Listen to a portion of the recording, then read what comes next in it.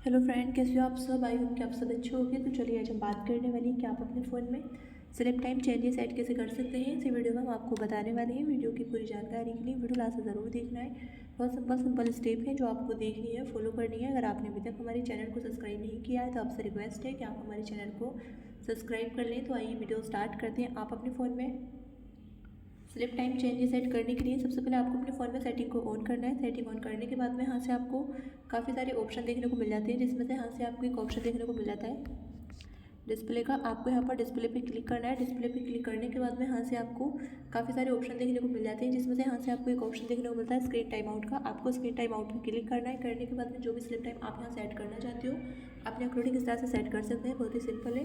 I hope कि आपको video अच्छी लगे। वीडियो अच्छी लगे तो वीडियो को लाइक करें, शेयर करें। चैनल पर नए हो तो चैनल को सब्सक्राइब करें। मिलता है नेक्स्ट वीडियो में, तब तक के लिए बाय एंड टेक केयर।